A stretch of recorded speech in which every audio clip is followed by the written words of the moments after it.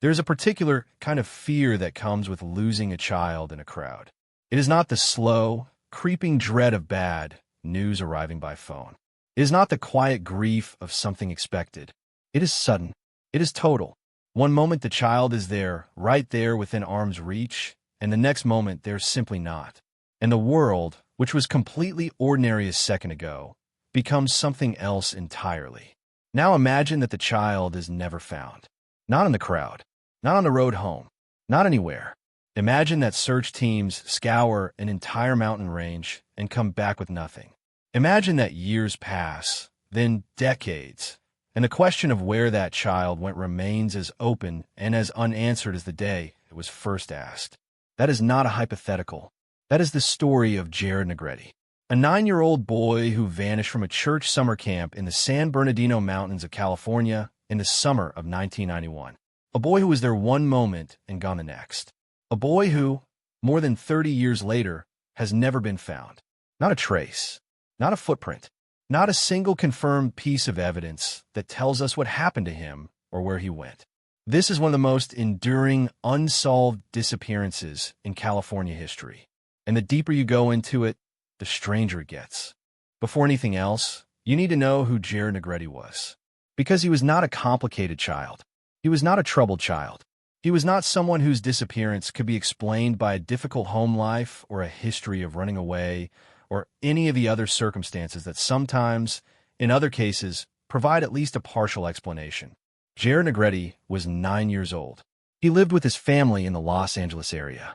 By all accounts from the people who knew him, he was a normal, cheerful, energetic little boy. He liked the things that 9-year-old boys like. He was not known to wander off. He was not known to defy authority or ignore instructions from adults. He was, by every description offered by those who knew him, an ordinary child living an ordinary life. In the summer of 1991, Jared was sent to Camp High Hill. It was a church-affiliated summer camp located in the San Bernardino Mountains, about an hour east of Los Angeles. The camp sat at an elevation of roughly 6,000 feet. It was a well-established, well-regarded facility. Children went there every summer. Parents trusted it. Jared arrived at the camp in late July. He was one of dozens of children attending that session. The counselors were present. The program was structured. The environment was supervised. By every measure, it should have been a safe, ordinary week at summer camp. It was not. The day Jared Negrete disappeared was July 23, 1991. It was a Tuesday, a normal day at camp by all accounts. Activities were running on schedule. Children were moving between programs. Counselors were doing what counselors do, keeping track, keeping order, keeping things moving. And then, at some point during the day, Jared was gone. The exact moment his absence was noticed is difficult to pin down. What is clear is that at some point in the afternoon, a head count or a check-in revealed that Jared was not where he was supposed to be. Counselors searched the immediate campgrounds. They checked the cabins, the common areas, the outdoor spaces. They called his name. No response. It did not take long for the situation to go from concern to alarm. Jared was 9 years old, and he was somewhere on a mountain in the middle of summer camp, and nobody knew where. The camp alerted authorities. A search was launched, and from that point forward, everything about this case gets harder and harder to explain. To understand what the search teams were walking into, you need to understand the terrain. The San Bernardino Mountains are not a gentle landscape. They're not the kind of rolling, accessible hills that you might picture when you hear the word mountains in a California context. They are steep, they are dense, and they are unforgiving. The forest in that area is thick with pine and fir trees, broken up by rocky outcrops, deep ravines, and trails that become difficult to follow even for experienced hikers in good conditions. Camp High Hill itself sat in a relatively contained area, but the surrounding wilderness extended for miles in every direction. A child who wandered off the campgrounds, even a short distance, could find themselves in terrain that was genuinely difficult to navigate, difficult to be found in, difficult to survive in if the wrong decisions were made. In July, the weather at that elevation is manageable during the day, but nights in the San Bernardino Mountains can drop to temperatures that would be dangerous for a child alone and without shelter. And the terrain itself, regardless of temperature, presents real hazards. Drop-offs, unstable ground, dense brush that could disorient even adults who know what they are doing. None of this is meant to suggest that the mountain is some kind of supernatural place. It is simply meant to establish that when the search for Jared Negrete began, the people conducting it were not looking in an easy place. They were looking in a place that actively resisted being searched. That context matters, because the search was extensive, and it found nothing. The initial search began within hours of Jared's disappearance being reported.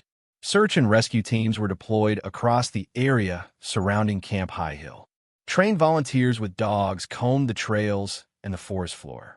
Helicopters swept the area from above. Ground teams worked systematically through the most accessible terrain, then moved into the harder areas. Jared's family was notified. They came immediately. His parents, frantic, joined the effort in whatever way they could. Other families who heard the news offered support. The community rallied around the search in the way that communities do when a child goes missing. The search continued for days. Then it was expanded. Then it was expanded again. Tracking dogs were brought in specifically to try to pick up Jared's scent.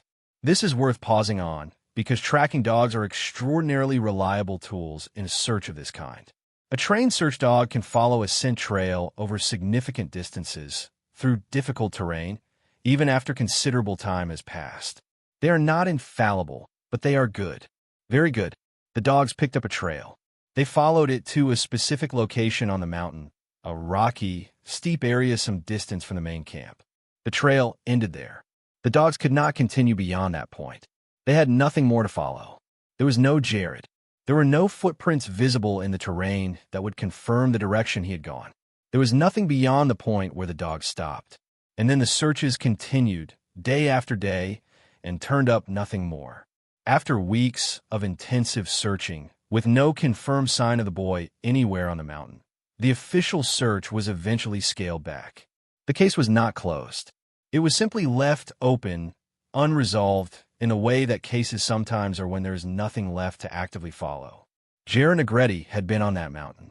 The dog said so, and then, according to everything the search teams could find, he had simply ceased to exist.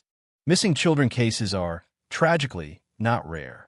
They happen with a frequency that most people would find deeply uncomfortable if they stopped to think about it. And most of them eventually resolve. The child is found safe. The child is found harmed. In the worst cases, the child is found dead. But there is resolution. There is an answer, however painful. In the cases where a child is not found, there is usually something that explains the absence. A body of water that was not fully searched. Terrain that was too vast or too remote for a complete search to be conducted. Circumstances that suggest the child left the area entirely. The Jared Negrete case does not fit neatly into any of these categories. The search was not cursory. It was not a quick sweep of the immediate area that missed obvious ground. It was a multi-week, multi-agency effort that covered extensive terrain with professional searchers, tracking dogs, and aerial support. The kind of search that, in most cases, finds something. It found nothing. And the location itself makes this harder to explain, not easier. Camp High Hill was not in the middle of a vast, unmapped wilderness. It was a functioning camp in an area with known trails and established geography.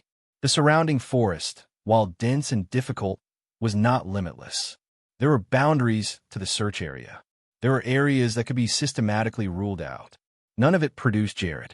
That absence, the total, absolute, inexplicable absence of any physical trace of a 9-year-old child in a contained search area, is what elevates this case above the tragic and into the genuinely strange. When the official search scaled back, Jared's family did not stop. His parents, and particularly his mother, continued to press for answers long after the formal investigation had stalled. They returned to the mountain. They coordinated with volunteer search groups. They pursued leads that investigators had not fully followed. They kept the case alive through sheer force of will in the way that parents sometimes do when the alternative, accepting that their child is simply gone and will never be explained, is too enormous to contemplate. Over the years, various searches were organized in the area around Camp High Hill. Some were led by professional search and rescue organizations. Some were organized by volunteers with a specific interest in the case. Some were inspired by new theories about where Jared might have gone, or new analytical approaches to the terrain. None of them found him. What they did do, in some cases, was add new details to the picture, new assessments of the terrain, new analyses of where a child of Jared's age and physical condition might have been able to travel in the time between his disappearance and when his absence was noticed. New questions about the original search and whether certain areas have been adequately covered. These details deepened the mystery rather than resolved it. Each new piece of analysis seemed to make the question of where Jared went harder to answer, not easier. Because the more carefully anyone looked at this case, the more it became clear that the conventional explanations simply did not hold up. When a child disappears from a summer camp, there are a relatively small number of explanations that investigators and searchers immediately consider. The first and most common is that the child wandered off and became lost. Children at summer camp, particularly children who are a little adventurous or a little bored, sometimes leave the designated area without fully understanding how quickly the surrounding terrain can become disorienting. They follow a trail that looks interesting. They chase something. They simply walk in a direction without thinking about how far they are going. And then they realize they do not know where they are, and by the time anyone comes looking for them, they have moved further than anyone expected. This explanation is worth taking seriously in Jared's case, because children do wander, and the San Bernardino Mountains do disorient. And a 9-year-old who got turned around on an unfamiliar trail might not have been making good decisions about which direction to go. But here is the problem with this explanation. When children wander and become lost, they are found.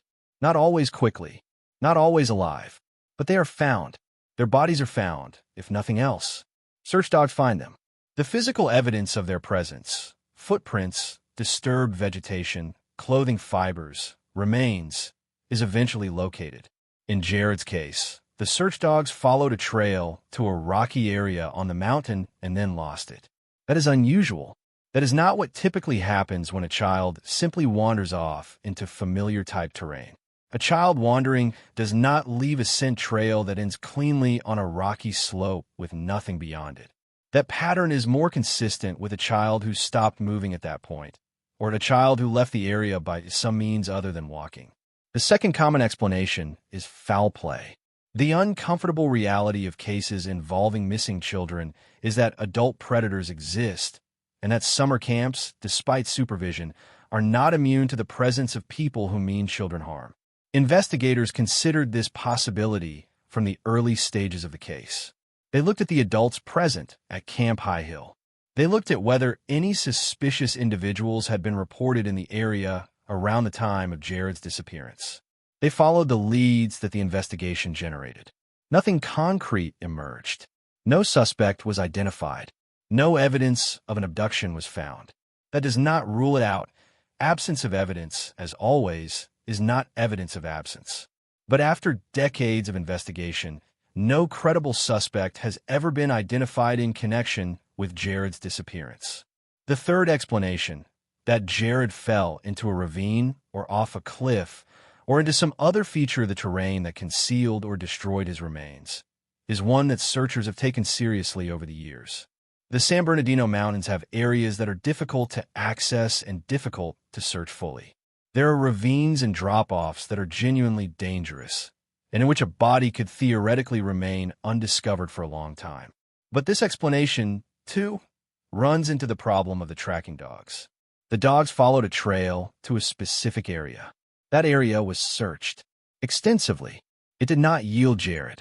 And if the trail ended there because Jared fell somewhere in that vicinity, the subsequent searches of that area should have found something. They did not. There is one detail in this case that every serious investigator eventually focuses on. It is a detail that does not appear in every summary of the case. It is a detail that, when you hear it, reframes the entire story. The tracking dogs did not simply follow Jared's scent trail to a location and lose it. They followed it to a rocky area on the mountain. And then, from that same rocky area, a separate scent trail appeared to lead back toward the camp. Let that settle for a moment.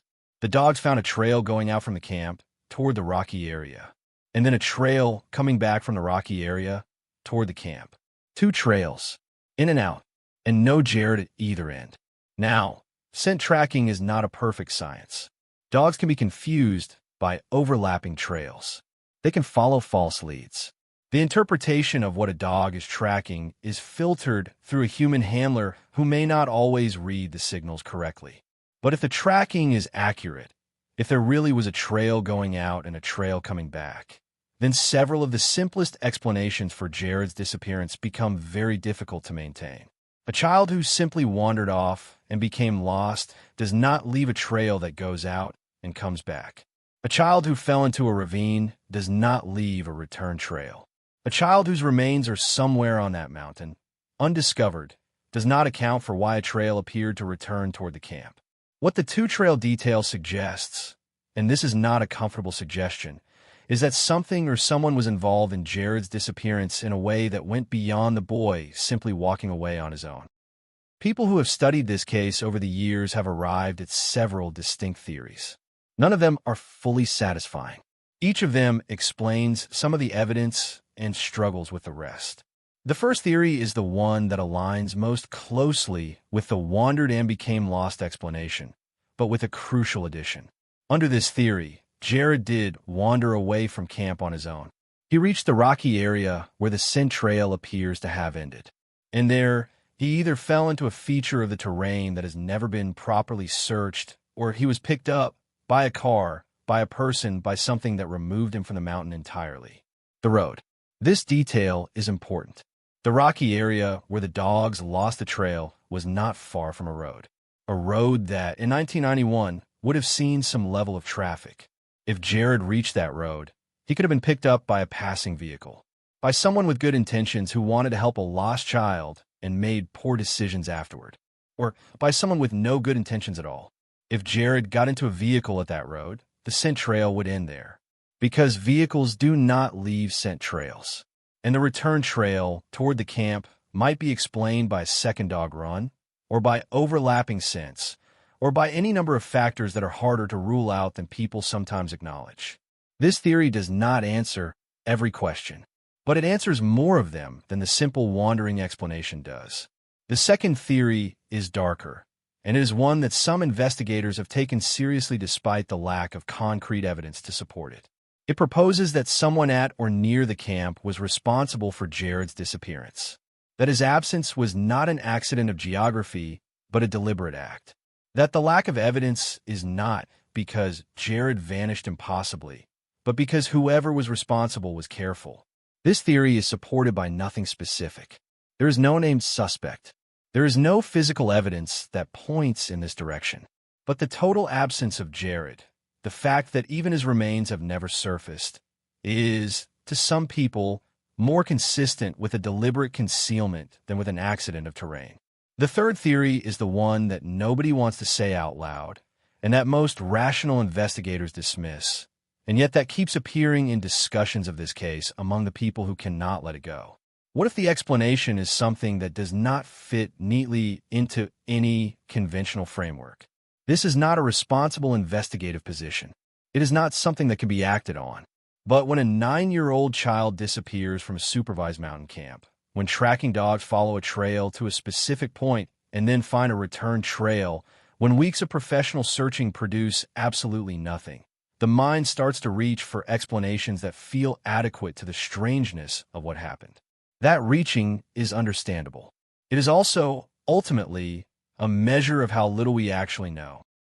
The years after Jared's disappearance were hard for his family in the way that years after an unresolved loss always are.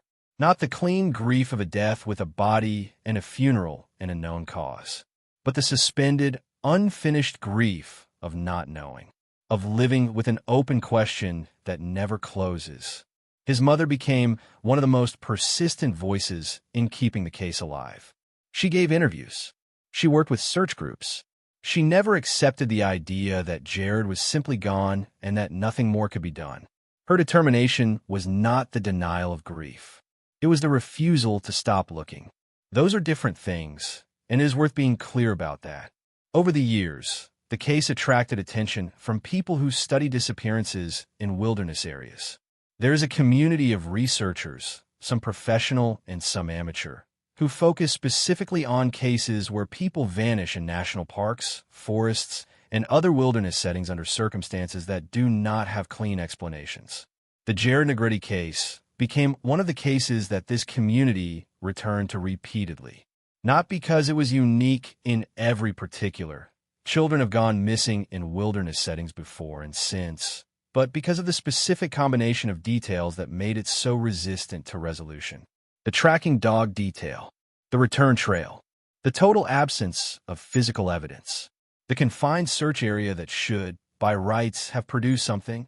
These details, taken together, made the case a persistent puzzle for anyone who tried seriously to understand it.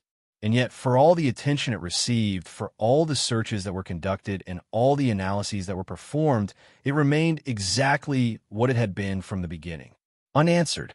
It is worth, at this point, being very precise about what is actually known in this case, as distinct from what is theorized, inferred, or suspected. What is known is this. Jared Negrete was at Camp High Hill on July 23, 1991. He was last seen at the camp. At some point during the day, he left the supervised area and was not seen again. A search of the surrounding area, conducted over several weeks with professional resources, did not find him.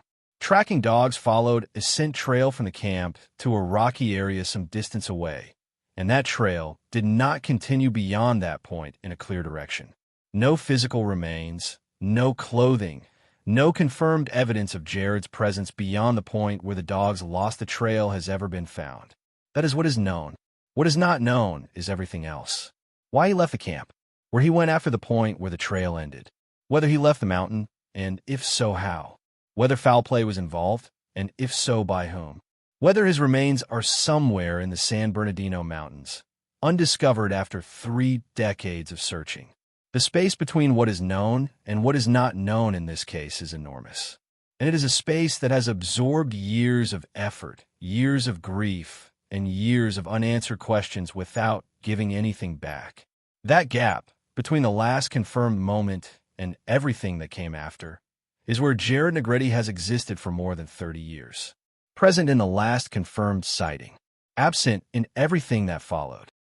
There is one more angle to this case that deserves serious consideration, and it is an angle that is easy to overlook because it requires thinking about the search differently than most people do. Most people, when they think about a failed search, assume that the failure was a matter of resources or coverage. The search did not find the person because it did not look in the right place, or did not look thoroughly enough, or was hampered by conditions that prevented a complete search. These are all legitimate explanations for failed searches. They apply in many cases. But in the Jared Negrete case, investigators and search professionals who have reviewed the original search have noted something specific that is worth paying attention to. The search was focused on the area around Camp High Hill and the terrain immediately surrounding it. This was the logical focus given the circumstances. A 9-year-old at a summer camp who goes missing is, in the vast majority of cases, somewhere close to where they were last seen. Children do not typically travel long distances in a short time, but the tracking dog detail complicates this. If the trail ended at a rocky area near a road, and if there is any possibility that Jared reached that road, then the search area should have extended beyond the mountain itself. It should have included the road and the areas accessible from it. It should have looked at whether a vehicle leaving the mountain on July 23, 1991, had any connection to the missing child. Whether this was adequately done is something that investigators and researchers have debated for years. The honest answer is that it is difficult to know from the outside how thoroughly that particular avenue was pursued. What is clear is that wherever Jared Negrete went, the search did not find him. And after more than 30 years, the reasons for that failure remain as unclear as everything else about this case. Jared Negrete would be in his early 40s today. He went to summer camp as a 9-year-old boy and never came home, and the world has continued without him for more than 3 decades. His family has carried the absence of an answer for all of that time. His mother has never stopped. That persistence is not irrational. It is not pathological. It is the response of a person who loves someone and cannot accept that the question of what happened to them will simply remain open forever, unaddressed, unreachable. There are people who believe Jared is still out there somewhere, not alive. That hope, painful as it is to acknowledge, becomes harder to hold with each passing year. But somewhere on that mountain, or somewhere connected to that mountain, waiting to be found, they believe the search simply missed something.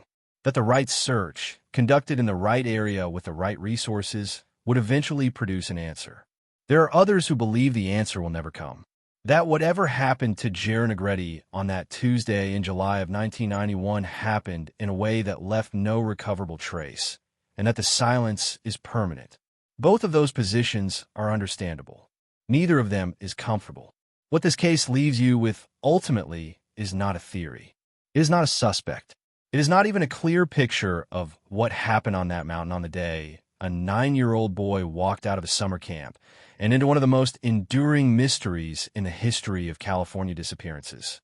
What it leaves you with is a question that has no clean edges. A question that resists every attempt to contain it or resolve it or file it away somewhere manageable. A 9-year-old boy went to summer camp in the mountains. He was there, and then he was not.